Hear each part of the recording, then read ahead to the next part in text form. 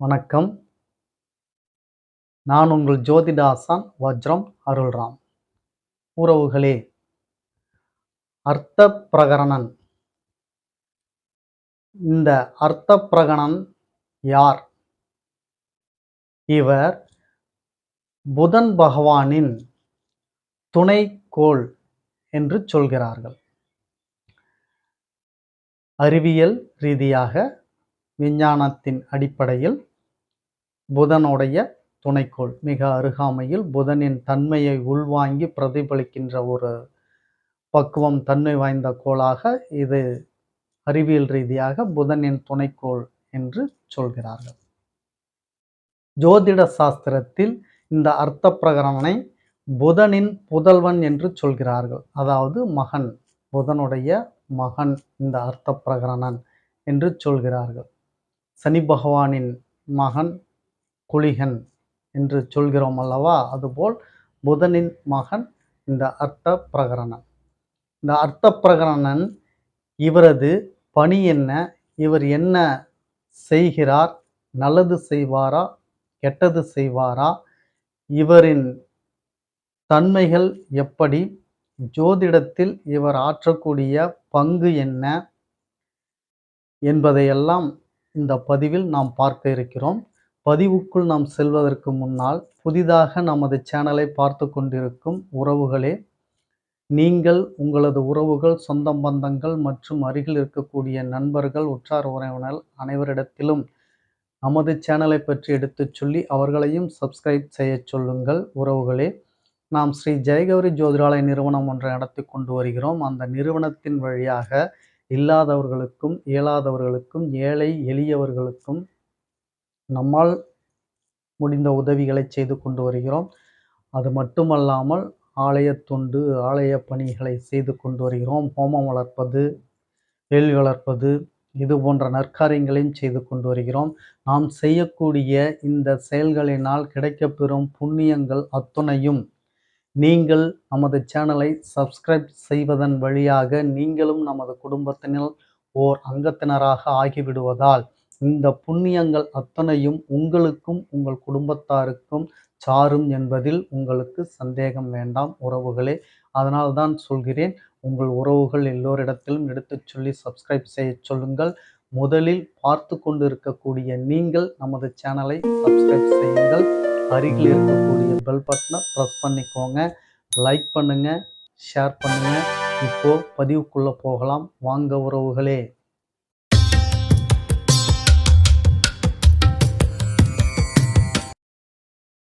உறவுகளே, இந்த அர்த்த பிரகரணன் புதனின் புதல்வன், அதாவது புதனின் மகன் என்று தெரிந்து கொண்டிருப்பீர்கள்.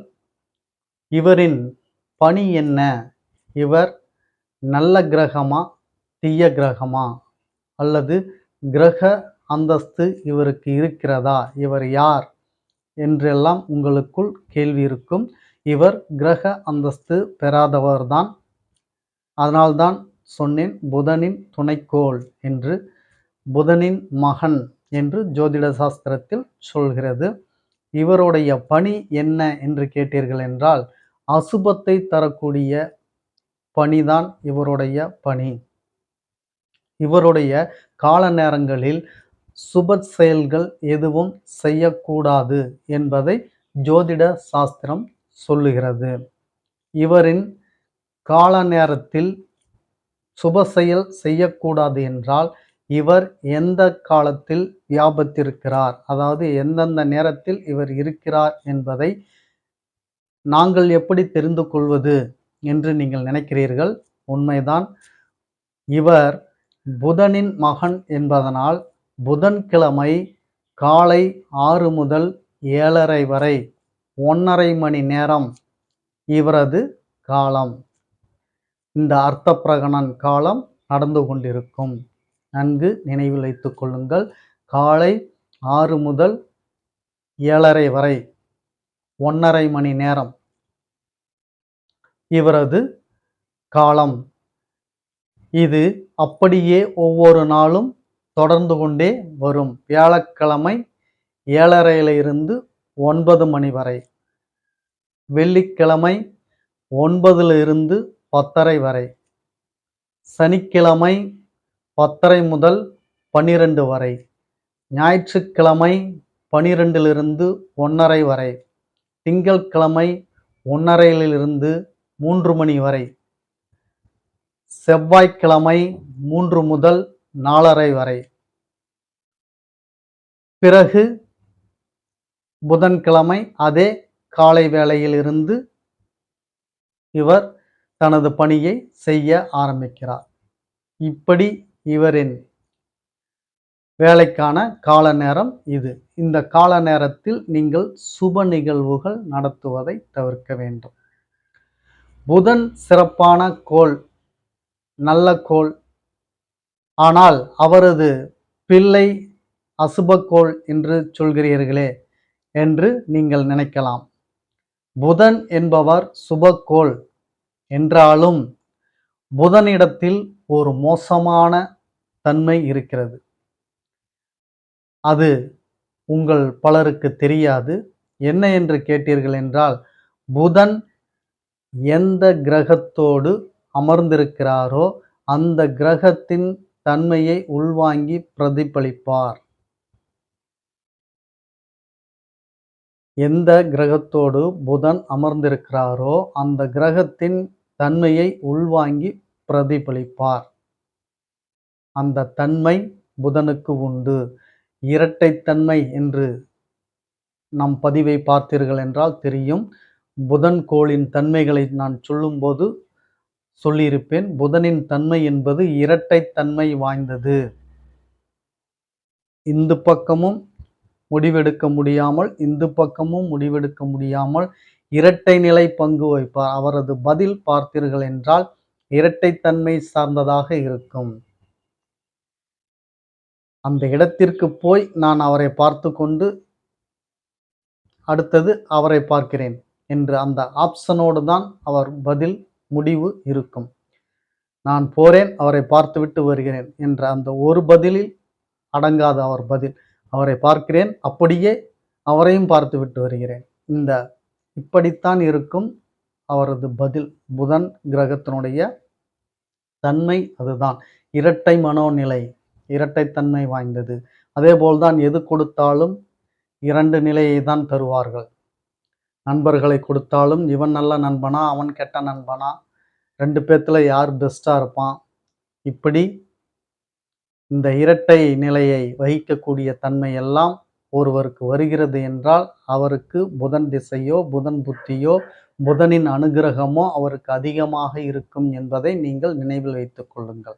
சரி, இந்த புதனுடைய தன்மையே இப்படி இருக்கும் பொழுது, அப்போ அதிலிருந்து மாறுபடக்கூடிய புதனின் மகன் என்று சொல்லக்கூடிய இந்த அர்த்தப்பிரகனின் நிலையும் மாறுபடும் அல்லவா? எனவேதான் இது அசுபம் தரக்கூடிய ஒரு கிரகமாக சொல்லப்படுகிறது. சரி, இந்த அசுபம் தரக்கூடிய பிரகரணன் உங்களுக்கு அசுபத்தை முழுவதும் தருகிறாரா என்றால், ஒரு சில காரியங்களுக்கு இவர் சுபத்தையும் தருகிறார். அப்பன் 10 மடங்கு என்றால் பிள்ளை 50 மடங்கு என்ற பரிணமிக்கக்கூடிய வாழ்க்கைதான் மனித வாழ்க்கை. அதுபோலத்தான் இந்த கிரகமும் புதன் 10 மடங்கு என்றால் இதனுடைய செயல்பாடு 50 மடங்காக இருக்கும். எதற்காக சொல்கிறேன் என்றால், இந்த அர்த்த பிரகரணன் வேளையில் நீங்கள் வணிகம் சார்ந்த வேலையை செய்யும் பொழுது மிகப்பெரிய ஒரு சுபத்துவத்தையும் மிகப்பெரிய ஒரு லாபத்தையோ வளர்ச்சியையோ உங்களுக்கு அது கொடுக்கிறது, இந்த அர்த்த பிரகரணன் வேலை. அதே போல இந்த அர்த்த பிரகரணன் வேலையில் கல்வி நிலை, அதற்கும் இந்த அர்த்த பிரகரணன் வேலையை நீங்கள் பயன்படுத்தலாம். குறிப்பாக இந்த 2 வேலைகளுக்கு மட்டும் நீங்கள் பயன்படுத்தலாம். அது மிகப்பெரிய சிறப்பை தருகிறது. நாம் ஆய்வு செய்து பல ஜாதகங்களில் நூற்றுக்கணக்கான ஜாதகங்களை ஆய்வு செய்து அதன் பிறகுதான் இந்த நிகழ்வுகளை சொல்கிறோம். இந்த அர்த்த பிரகரணன் என்று எடுத்துக்கொண்டாலே அவர் தீய கிரகம் என்பதற்கில்லை. இந்த 2 செயல்களையும் நீங்கள் செய்து பாருங்கள். அவர் அர்த்த பிரகரனின் வேளையில் செய்யும் பொழுது இது எந்த அளவுக்கு உங்களுக்கு சூப்பராக என்று இருக்கக்கூடிய ஒரு நிலையை உங்களுக்கு தருகிறதா இல்லையா என்பதை நீங்கள் அறிந்து கொள்ளலாம். சோதித்து பாருங்கள். இந்த அர்த்த பிரகடனன் வேலை கல்வி பயில்வதற்கும் வியாபாரத்தை தொடங்குவதற்கும் மிக சிறந்த வேலை இந்த வேலை. நன்கு தெரிந்து கொள்ளுங்கள். வியாபாரம் தொடங்குவதற்கு, நீங்கள் தொழில் தொடங்குவதற்கல்ல, ஒரு ஃபேக்டரி கட்டுவதற்கோ, ஒரு தொழிலை நீங்கள் அமைத்துக் கொள்வதற்கோ நீங்கள் அர்த்த பிரகடனன் வேலையில் செய்வது அது அர்த்தம் அல்ல. வியாபாரம் செய்யும் பொழுது ஒரு ஸ்தாபனத்தை நீங்கள் ஆரம்பித்து அதை தொடங்கும் பொழுது முதல் ஒரு வியாபாரம் செய்கிறீர்கள் அல்லவா? இந்த அர்த்த பிரகடனன் வேலையில் நீங்கள் செய்யும் பொழுது சிறப்பான பலனை தரும். 1க்கு 2 ஒரு பொருளுக்கு 2 பொருளாக அது உங்களுக்கு சேலாகும். அப்பேற்பட்ட ஒரு யோகத்தை கொடுக்கக்கூடியவர் இந்த அர்த்த பிரகரணன். கல்வியை போதிக்கும் பொழுதும் பாடத்திட்டத்தை ஆரம்பிக்கும் பொழுதும் இந்த அர்த்த பிரகரணன் வேளையில் ஆரம்பித்தால் கல்வி அவ்வளவு அருமையாக வரும். அவர் படித்துக்கொண்டே மேலும் மேலும் படித்துக்கொண்டே செல்லக்கூடிய ஒரு பாக்கியத்தை இந்த அர்த்த பிரகரணன் கொடுக்கிறார். எவ்வளவு ஒரு தீய கிரகம் என்று சொன்னாலும் அவர்களுக்குள் இருக்கக்கூடிய இந்த சுபத்துவத்தை பார்த்தீர்களா? செய்து பாருங்கள். அப்பொழுதுதான் அந்த அர்த்த பிரகரணனின் அருமை பெருமை உங்களுக்கு தெரியும். மிக சிறந்த ஒரு கிரகம் என்று சொல்லலாம். மற்றபடி திருமணம் மற்றும் சுப நிகழ்வுகள் இவைகளுக்கு அர்த்த பிரகரணன் காலத்தில் செய்யக்கூடாது. அதை மனதில் வைத்துக் கொள்ளுங்கள்.